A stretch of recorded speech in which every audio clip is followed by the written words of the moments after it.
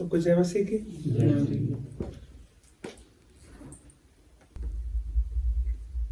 हम खोलेंगे मत्ती का 6 का 7 से 8।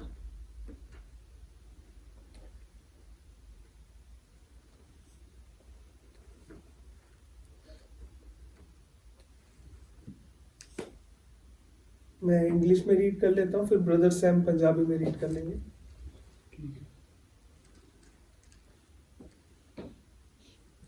And when you pray, do not keep on babbling like pagans, for they think they will be heard because of their many words.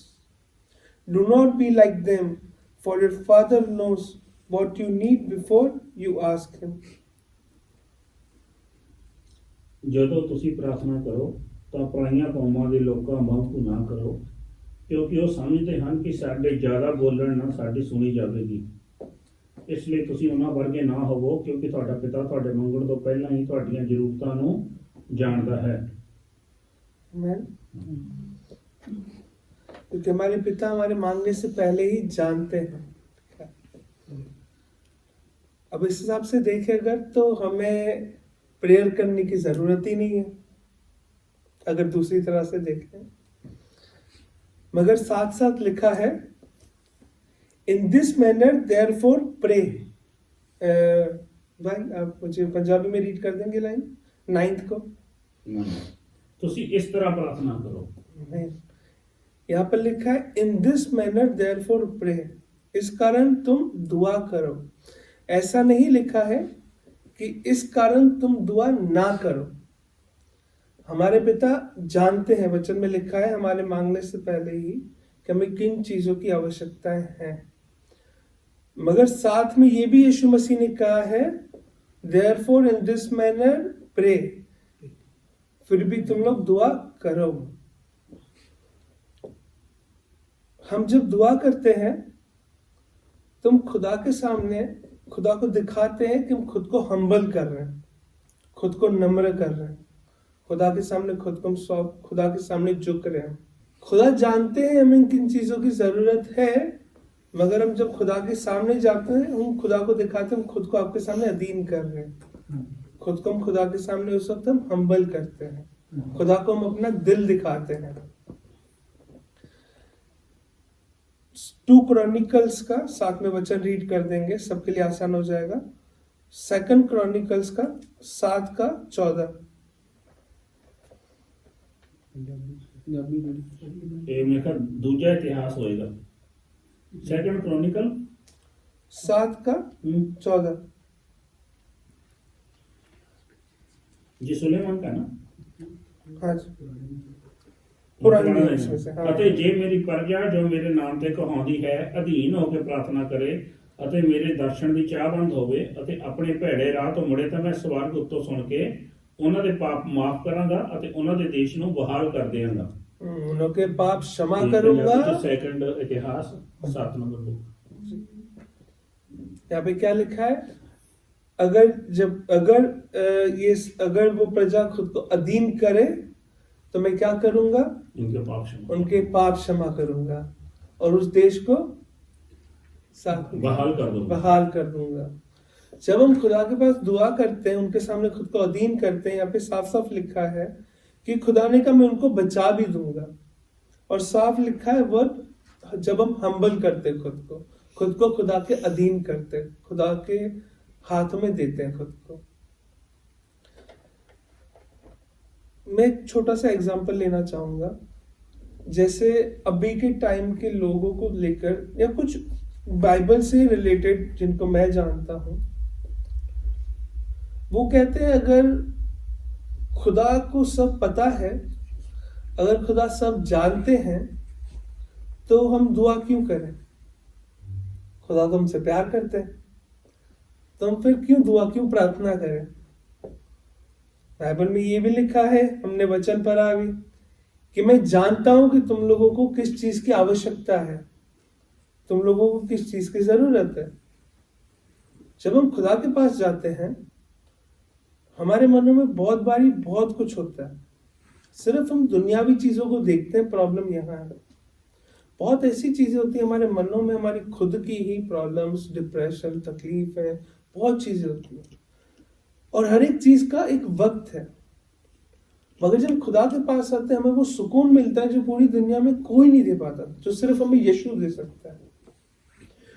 लोग problems में ना होके भी मन में सुकून में नहीं होते, शांति में नहीं होते, और दूसरे लोग वो होते हैं जिनको इतनी प्रॉब्लम्स होती है मगर उनको यीशु होता है तो उनको क्या, मन की शांति होती है, एक आस होती है, एक सुकून होता है। ये डिफरेंस है। चाहे हमारे को कितनी भी प्रॉब्लम्स होंगी, हमें पता है कि हमारे साथ हमारा यीशु, हमें वो प्रॉब्लम्स लगती ही नहीं है। वो प्रॉब्लम्स जहाँ पे खत्म होने वाली होती है, हमें पहले से वो सुकून दिख रहा होता है, हमें पहले से वो सॉल्यूशन दिख रहा होता है। जब हम खुदा के पास खुद को आके अधीन करते हैं, खुद को हम्बल करते हैं, जब हम चर्च में आके अपने मसीह भाई बहनों से मिलते हैं, जब वो प्यार से हमें बातें करते हैं, हम उनसे अपनी प्रॉब्लम शेयर करते हैं, मन एक ऐसे हल्का हो जाता है हमारा, एक वो खुदा की जो प्रेजेंस हमें फील होती है कि वो सारी प्रॉब्लम से काफी ज्यादा ऊंची है। मैं अपनी लाइफ में बहुत प्रॉब्लम्स में से निकल चुका हूं, मगर मुझे सिर्फ यीशु ने ही इन प्रॉब्लम्स में दिखाया है कि ये सब कुछ भी नहीं है। जैसे हम साथ में वचन रीड करते हैं, अगर एक्सोडस का 32, मैं ही रीड कर लेता हूँ हिंदी में, जिससे सबको आसान, हिंदी आ जाती है, ठीक। एक्सोडस 32 सबको याद होगा, जब मूसा पहाड़ी पे गया था ऊपर, और नीचे सारे लोगों ने जब इजिप्ट से निकले थे उन्होंने काल्फ बना लिया था, एक मूर्ति बना ली थी, बकरा बना दिया था, याद है सबको। तो क्या हुआ था, खुदा ने कहा था मूसा को कि मैं अब इस पूरी प्रजा को खत्म कर दूंगा गुस्से में, कि इन्होंने धोखा दिया है, जिनको मैंने इजिप्ट से निकाला इन्होंने मुझे धोखा दिया, अब इनको मैं खत्म कर दूंगा। मगर वहां पर क्या हुआ, मूसा प्लीडेड बिफोर गॉड, मूसा ने खुद को खुदा के आगे इजराइल के लिए अधीन किया, खुदा से मांगा, दुआ करी, और खुदा ने क्या किया, पूरी इजराइल को खत्म होने से माफ कर दिया। खुदा का गुस्सा उन पे नहीं बरसा, मगर उसके लिए क्या हुआ, मूसा ने उनके लिए खुद को खुदा के सामने नम्र किया, खुद को हम्बल किया। ये फर्क है, जब हम खुदा के सामने खुद को हम्बल करते हैं और हम सोचते हैं कि हमारे साथ जो होना है वो तो होगा ही, ये फर्क है। जब हम खुदा के सामने खुद को हम्बल करते हैं तो जो होना है वो भी यहाँ पर मूसा ने चेंज करके दिखा दिया, वरना खुदा अपने गुस्से से पूरी इजराइल को खत्म कर देता है। साथ में वचन मैं ही रीड कर लेता हूं, सामुएल 1 में हन्ना बांझ थी, मगर उसने क्या किया, खुदा के सामने खुद को बार बार हम्बल किया, खुदा से मांगते रहे, और उसने स्पेसिफिक मांगा था, ऐसा भी नहीं कि मुझे बच्चा चाहिए, उसने कहा था मुझे बेटा चाहिए, और क्या किया, खुदा ने सुनी उसकी बात।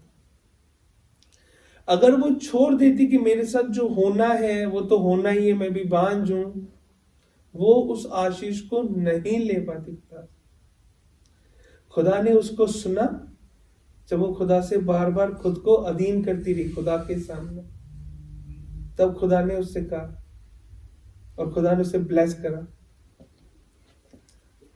जैसे समझो एक पर्सन कहता है कि अगर मैं बीमार हूं, मुझे तकलीफ है, मुझे मरना है तो मरना ही है, मैं चाहे 200 डॉक्टर के पास जाऊं मुझे वो कुछ नहीं कर पाएगा,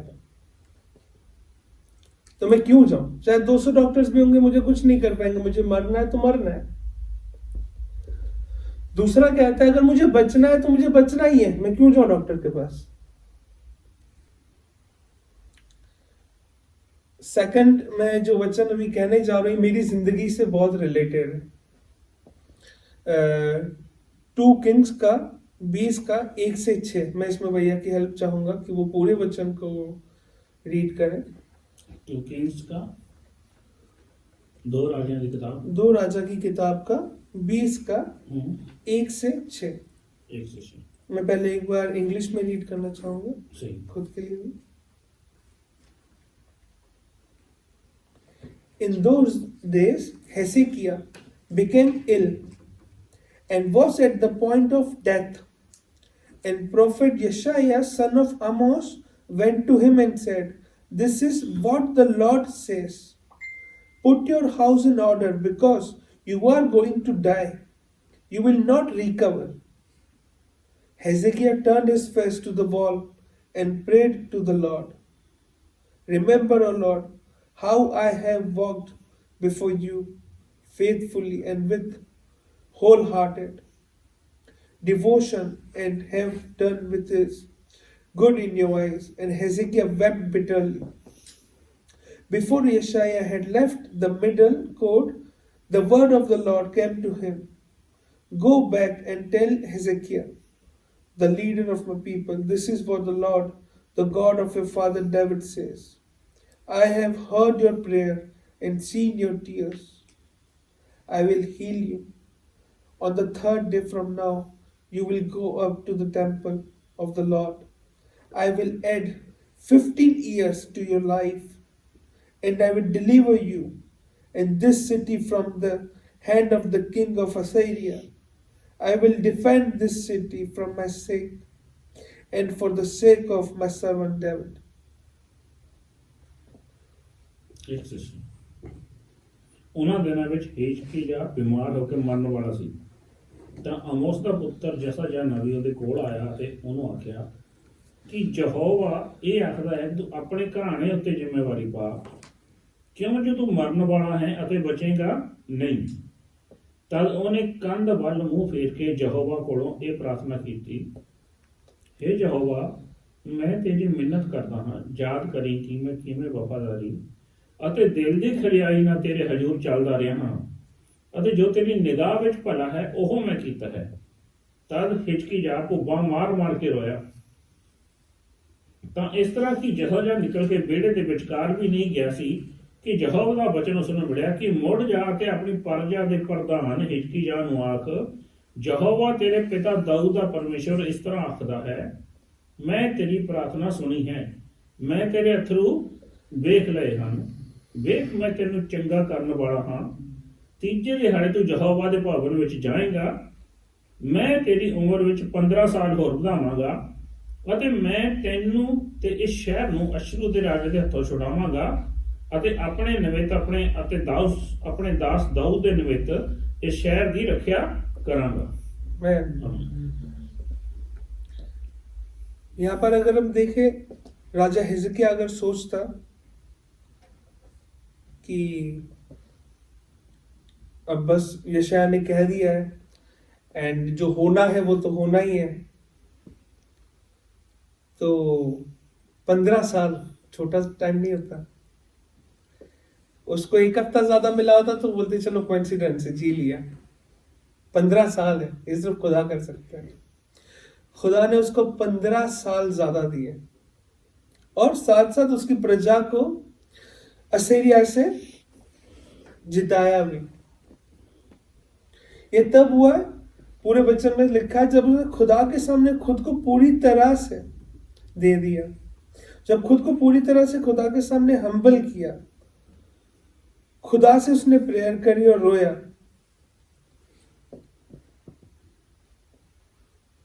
हमारी लाइफ में ऐसे ही बहुत प्रॉब्लम्स सबकी लाइफ में है, मगर सॉल्यूशन सिर्फ हमारे यीशु मसीह के पास है, सिर्फ हमारे हेवनली गॉड के पास है। वही सिर्फ हमें वो पवित्र आत्मा दे सकते हैं जो हर वक्त हमारे साथ हमारे अंदर रहती है, जो हमें एक सुकून जो मिलता है हर वक्त हर जगह।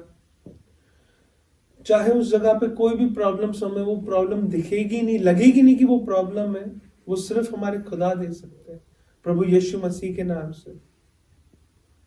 आज राजा हिजकिय्याह अगर खुदा के सामने नहीं जाता, खुदा से दुआ में नहीं मांगता, खुद को अधीन नहीं करता, तो उसको 15 साल नहीं मिलते। मैं खुद की लाइफ का एग्जांपल ले आऊंगा। मुझे कैंसर था और मुझे पता ही नहीं था। जब मैं डॉक्टर्स के पास गया तो डॉक्टर्स ने मुझे कहा कि ये तुझे कितने टाइम से? मैंने कहा हो गए 2-2.5 साल, और मुझे तो पता भी नहीं कैंसर है। लंबी स्टोरी, मुझे इसकी टेस्टमनी अच्छे से देनी है, जस्ट मैं इस वचन से बताता हूँ आपको। तो डॉक्टर्स ने कहा कि तुझे कितने टाइम से? मैंने कहा तो मुझे 2-2.5 साल से है, और मुझे डॉक्टर्स ने कहा ही नहीं कैंसर है। उन्होंने कहा हो ही नहीं सकता, तुझे 2-2.5 साल से हो। मैंने कहा यार इतना बड़ा बॉल मुझे पता चलता है। उन्होंने कहा तू जिंदा कैसे है? 2-2.5 साल तक कोई रह ही नहीं सकता जिंदा इसके साथ। मगर मैं और मुझसे कहीं ज्यादा मैं कहूंगा मेरी वाइफ खुदा से इतनी जॉइंट है।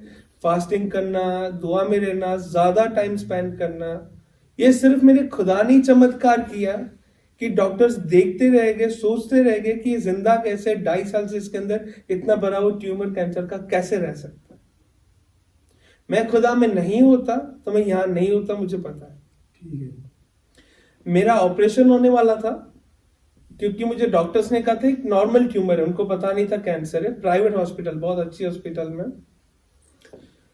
मेरे पास उससे एक दिन पहले शॉप पे एक लेडी आती है जिसको मैंने कभी नहीं देखा। मेरा शॉप 10 साल से, तो मैं एक ही कस्टमर को जानता हूँ, लोकल लोग, कभी नहीं आई है। और वो मुझे नॉर्मली कस्टमर्स चीजें मांगते हैं शॉप की। वो आकर मुझे कहने लगी कि तू कहाँ पे रहता है? मैंने कहा यहीं पे। अच्छा तू कौन सी हॉस्पिटल में जाता है? कोई कस्टमर ऐसे नहीं पूछता, मैं यंग हूँ, कोई बुढ़ा थोड़ी ना जो मुझे बीमारी के बारे में पूछ रहा है ना। वो दिखता था, अंदर था मेरा वो ट्यूमर। उसने मुझे कहा तो कौन से हॉस्पिटल जाता है? मैंने कहा हम प्राइवेट में जाते हैं, वहां पे फास्ट हो जाता है, सेम टाइम पे सीता मिल जाता है। उसने कहा नहीं नहीं नहीं, तो गवर्नमेंट हॉस्पिटल जा, वो ज्यादा अच्छी होती है, वहां पे अच्छे डॉक्टर्स है, तो वहां पे जा। मैंने कहा अच्छा ठीक है। मैं थोड़ा बिजी था, मैंने अपने कंपेनियन को कहा कि तू इसको देख यार, मुझे और भी काम है, ऐसी बातें करना चाहती है। तो तो मैंने उसको इग्नोर किया, वो दिन निकल गया। और मैंने अपनी वाइफ को भी नहीं बताया उस दिन। मैंने कहा ऐसे ही जैसे डेली होता है। नेक्स्ट डे वो फिर से आई और सेम बातें कर रही थी। तो मैंने कहा अपने कंपेनियन को कि यार तू इसको देख, मुझे लगता है थोड़ी दिमाग से थोड़ी वीक है बेचारी, तो इसको देख, मुझे और भी काम है। बार बार हॉस्पिटल की बातें कर रही है, मैं ठीक हूँ। मगर वो बात मेरे दिमाग में बैठ गई। जब वो दूसरी बारी आई, मैंने जाकर अपनी वाइफ से बात करी कि यार वो ऐसे ऐसे कह रही थी कि एक बार गवर्नमेंट हॉस्पिटल जाना अच्छा होता है, वहां के डॉक्टर अच्छे हैं, ऐसे वैसे। तो मेरी वाइफ ने कहा तूने उसको बताया कि तुझे कोई प्रॉब्लम है? मैंने कहा नहीं, मैंने तो नहीं बताया। तो मैंने कहा चल एक बार देख लेते गवर्नमेंट हॉस्पिटल में, ऑपरेशन होने से पहले। मैं गया गवर्नमेंट हॉस्पिटल, जब मुझे सीता से मिले, चेकअप हुआ, उन्होंने मुझे साफ साफ कहा कि अगर इसका तू जो ऑपरेशन करवाने वाला था ये तेरे नसों में जकड़ा हुआ है तो उसी वक्त मर जाता, तुझे कोई नहीं देखता उस ऑपरेशन के बाद। उस दिन के बाद ना वो मुझे कभी लेडी दिखी, ना उससे पहले कभी दिखी थी। उसने मुझे अपना फोन नंबर दिया था, फी को, कभी भी कुछ काम हो, मैं डॉक्टर हूं, मुझे आधी रात को भी कॉल करना, मैं अवेलेबल हूं। हमने उसे फोन किया थैंक यू कहने के लिए। फोन एग्जिस्ट ही नहीं करता नंबर। इसका मतलब यही वो डॉक्टर यशु था, वो थी डॉक्टर जीसस, एक लेडी के रूप में आई मुझे बचाने, क्योंकि नेक्स्ट डे नहीं तो मैं ऑपरेशन के लिए डेट देख ही रहा था, और मेरा ऑपरेशन होता तो मैं वहां से जिंदा नहीं निकलता। तो ये था जब हम खुदा में इतने थे, मेरी वाइफ मुझसे ज्यादा, तो खुदा ने मुझे उसमें से भी निकाल लिया। जैसे राजा हिजकिय्याह को उन्होंने 15 साल दे दिए खुदा ने। जब हम खुदा में होते हैं, ऐसे ऐसे काम होते हैं कि उन लोगों को नहीं पता होता है, जो बोलते कि जो होना है वो तो होना ही है। ऐसा नहीं है। खुदा के साथ सब खुद ही चेंज हो जाता है। जो लोगों को दिखता है, जो होना है वो होना है, मगर वो नहीं होता, वो चेंज हो जाता है जब हम खुदा में होते हैं। खुदा उसको पूरा उसको चेंज कर देते हैं। उसका जो हमने सोचा होता है, जो हमें दिख रहा होता है, टोटली चेंज हो जाता है वो। आज मैं बिल्कुल फिट एंड फाइन हूं, मुझे कुछ भी नहीं है, ये सिर्फ मेरे खुदा ने किया। मेरी वाइफ की बहुत है इसमें, उसने बहुत फास्टिंग की मेरे लिए, मैं भी खुदा में बहुत रहा। मैंने खुदा को कहा कि अब से मैं सिर्फ आपको सर्व करूंगा, आपका मैसेज सबको दूंगा, और बिल्कुल ठीक हूँ। डॉक्टर्स भी देखते रह गए, मैं बहुत खुश हूँ, इसलिए बता रहा हूँ।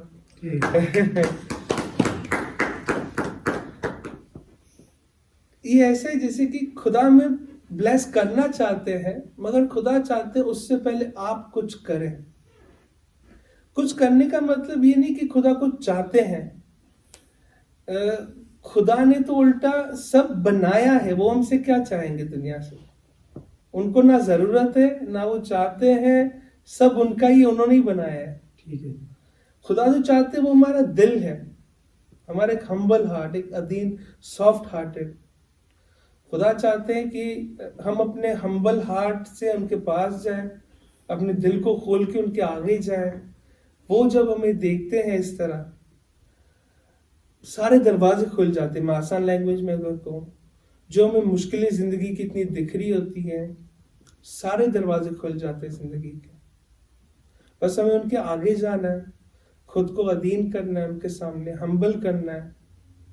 बाकी खुदा ने तो हमसे इतना प्यार किया कि उन्होंने अपना इकलौता बेटा हमारे लिए दे दिया।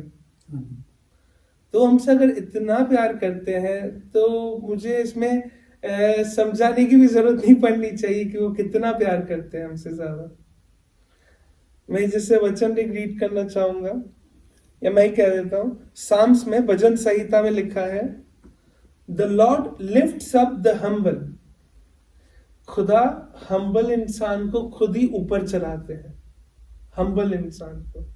पूरे वचन में है, पूरे वचन में ये भी लिखा है, lifts up the humble and puts down the मैं पूरा वचन रीड कर लेता हूं साथ में।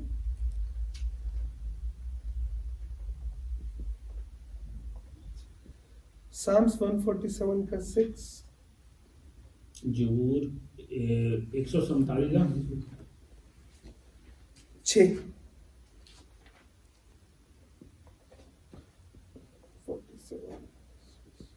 The Lord sustains the humble but casts the wicked to the ground। भैया पंजाबी में मेरी हेल्प कर। ਯਹੋਵਾ ਮਸਕੀਨਾਂ ਨੂੰ ਸੰਭਾਲਦਾ ਹੈ, ਉਹ ਦੁਸ਼ਟਾਂ ਨੂੰ ਧਰਤੀ ਤੱਕ ਨਿਵਾ ਦਿੰਦਾ ਹੈ। लिखा है, the Lord sustains the humble but casts the wicked to the ground। जो विकेट इंसान होता है, जो सिंफुल, जो पापी, जिसमें जो विकेट को क्या कहते हैं पंजाबी में? दुष्ट। दुष्ट को वो और नीचे ले जाते, जहां होता है उससे और वो नीचे चलता जाता है। वो बस इसी पे डिपेंडेंट रहता है कि जो होना है वो होना है, या बस अपनी उसी लाइफ में बिजी रहता है खुद के जोर पे। बट जो खुदा के सामने खुद को हम्बल करता है, खुदा उसे और ऊपर करता है। वो ऑलरेडी इसलिए लिफ्ट्स अप, उसे और ऊपर करते हैं। मैं बस यही कहूंगा कि खुदा को हमारे दिलों से फर्क पड़ता है कि हम दिल में खुदा को कितना रखते हैं, ना कि हाथों से। हाथों से बहुत सारी, मैं कभी कहता नहीं हूं मगर आज कहूँ, हाथों से मैं कहूँ अगर तो दिखाने के लिए बहुत सारी चर्चेस भी जो 4-4 घंटे भी चलती हैं, या लोग भी हैं जो दिखाने के लिए कुछ कार्य करते हैं। मगर खुदा अच्छा है, मगर खुदा उससे ज्यादा हमारा दिल चाहते हैं कि हम दिल से कितने ईमानदार हैं उनके लिए, हम कितने हम्बल हैं खुदा के लिए। क्योंकि हमें सिर्फ वही, जब खुदा हमारा दिल देखता है तब वो हमें उस तरह से वो हर चीज ब्लेस करते हैं। जब हम 4 दीवारी में भी होते अपने घर पे, जो हम दुनिया के सामने करते वो हमें दुनिया के सामने ही मिल जाता है। मगर हमें जो असली सुकून चाहिए वो चाहिए जब हम अकेले में भी होते हैं। दुनिया के सामने हम कुछ घंटे हैं, बाकी का वक्त हम खुद के साथ ही हैं। वो सुकून, वो प्यार, वो हमें तब महसूस होगा जब हम दिल से खुद को खुदा के सामने हम्बल करते हैं, अधीन करते हैं, खुदा के सामने खुद को झुकाते हैं, खुदा के सामने खुद को ले जाते हैं। 15-20 मिनट, आधा घंटा दुआ करते हैं, खुदा का वचन पढ़ते हैं। खुदा का वचन पढ़ना एक्चुअल में खुदा का वचन पढ़ना नहीं, खुदा से बात करना है। खुदा यहाँ पे भी हमसे बात करते हैं। जब मैं ठीक नहीं था, खुदा मुझसे हर रोज बाइबल के जरिए में जो मेरे मन में क्वेश्चंस होते थे, मैं बाइबल खोलता था, साफ लगता था मेरे साथ बातें कर रहे हैं। जो क्वेश्चन सोचूं, खुदा से मांगू, उससे पहले बाइबल खोलो, उसका आंसर मुझे दे देते थे और मुझे सुकून मिल जाता था। यह सुकून सिर्फ हमें ये बाइबल दे सकती है, हमारे यीशु मसीह दे सकते हैं। मैं यही कहना चाहूंगा आज के वचन में। बस हमें कुछ वक्त उनको देना है, थोड़ा सा अपनी जिंदगी का, डेली बेसिस पे, और कुछ भी नहीं। इससे ज्यादा खुदा कुछ नहीं चाहता, और वो हमारे लिए अच्छा है। सब कुछ जय मसीह की। जय मसीह।